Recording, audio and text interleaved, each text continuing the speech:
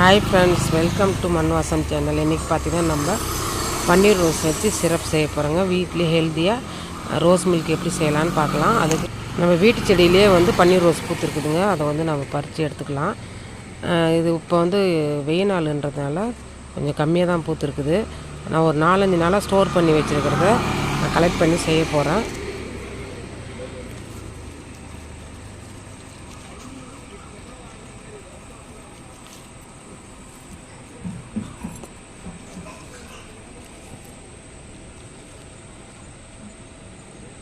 எல்லா ரோஸும் கலெக்ட் பண்ணி வச்சதில் அந்த இதழெல்லாம் எடுத்துக்கணுங்க. இது மாதிரி இது புது ரோஸுன்றதுனால கொட்டலை, பழைய ரோஸ்லாம் அது கொட்டிக்கிச்சு.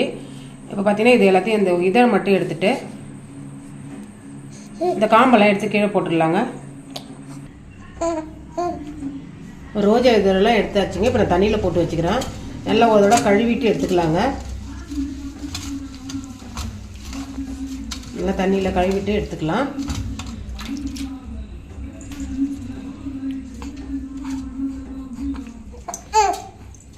பார்த்தீங்கன்னா ரோஜா இதழ் ரோஜா பூ கொஞ்சம் கம்மியாக இருக்கிறதுனால நான் கொஞ்சமாக செஞ்சு காமிக்கிறேங்க. இப்போ நம்ம கழுவி எடுத்தாச்சுங்க. இப்போ நம்ம மிக்ஸி ஜாரில் போட்டு அரைச்சி எடுத்துக்கலாம்.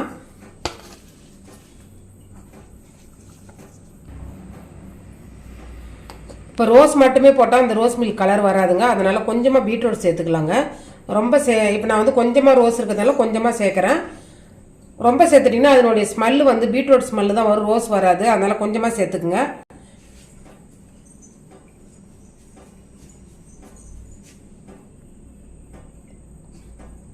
கொஞ்சம் தண்ணி விட்டு நம்ம அரைச்சி எடுத்துன்னு வந்துக்கலாங்க. ரொம்ப பேஸ்ட்டாக அரைச்சி எடுத்துன்னு வரணும். இப்போ அரைச்சி எடுத்துன்னு வந்தாச்சுங்க. நல்லா இந்த அளவுக்கு பேஸ்ட்டாக அரைச்சிக்கணும். இப்போ கேஸ் ஆன் பண்ணிவிட்டு ஒரு கடாய் வச்சுக்கோங்க. நான் கல்கண்டு எடுத்துக்கிறேங்க. ஒரு 100 கிராம் கல்கண்டு எடுத்துக்கிறேன். அதை நம்ம சேர்த்துக்கலாம். இப்போ அந்த கல்கண்டு மூழ்கிற அளவுக்கு தண்ணி சேர்த்துக்கலாங்க. இப்போ நம்ம சிரப்புன்றது நம்ம ஜூஸில் அதிகமாக நம்ம சர்க்கரை எதுவுமே சேர்க்க தேவையில்லை. இது மாதிரி ஜீரா செய்யும்போது நம்ம கல்கண்டு கொஞ்சம் கூடுதலாக சேர்த்துட்டோன்னா இப்போ நம்ம பாலில் டைரெக்டாக அப்படியே சர்க்கரை எதுவுமே சேர்க்காத நம்ம குடிச்சிக்கலாம். நீங்கள் லைட்டாக ஜீராக்கு மட்டும் நீங்கள் கல்கண்டு போடுறீங்கன்னா அப்போ நீங்கள் பாலில் கலக்கும்போது கொஞ்சம் சர்க்கரை சேர்த்துக்க வேண்டியதாக இருக்கும்.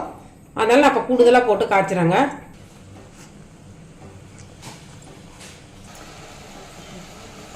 இந்த மாதிரி அந்த கல்கண்டு பாக ஆகும்போது கொஞ்சம் அழுக்கு வெளியில் வரும், அதை எடுத்துடலாங்க.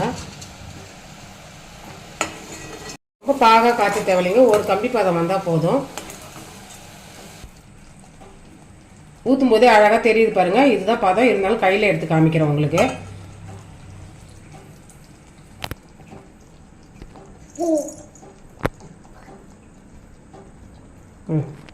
இதில் கொஞ்சமாக எலுமிச்சை மழை சாறு விட்டுக்கலாங்க. ஏன்னா சர்க்கரை பாவு மேலுக்கு கிறிஸ்டலைஸ் ஆகாத இருக்கிறதுக்கு நம்ம விட்டுக்கலாம். அடுப்பு ஸ்லோவாக வச்சுட்டு நம்ம அரைச்ச விழுதை இதில் சேர்த்துக்கலாங்க.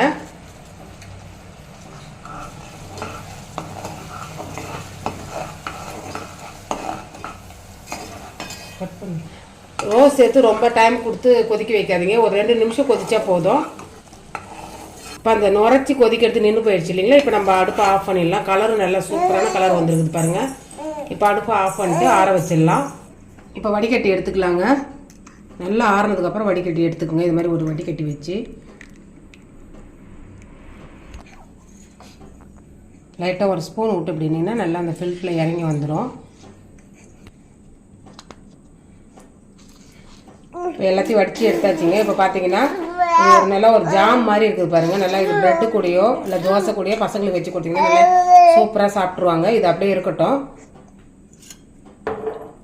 இப்போ நம்ம ஒரு கண்ணாடி பாட்டிலில் ஸ்டோர் பண்ணி வச்சுக்கலாங்க. நான் கொஞ்சமாக செஞ்சனால தான் கொஞ்சம் தான் வந்தது. ரோஜா கம்மியாக இருந்ததுனால நீங்கள் இந்த ரோஸில் தான் செய்யணுன்றது இல்லை. இன்னும் ஒரு நாட்டு ரோஸ்னு ஒன்று கிடைக்கும், அதில் கூட செய்யலாங்க. நல்லா சூப்பரான ஒரு ஹெல்த்தியான ட்ரிங்க் நம்ம ரெடி பண்ணிட்டோம்.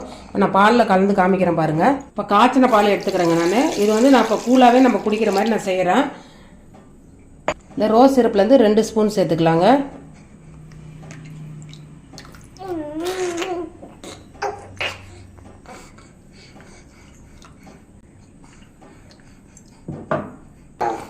இந்த சும்மா ஒரு ஒரு ஒரு சுற்றினா போதும், அது கலந்தால் போதும். அவ்வளோதாங்க, அரைச்சி எடுத்துன்னு வந்தாச்சு. இப்போ நம்ம கிளாஸில் ஊற்றிக்கலாம்.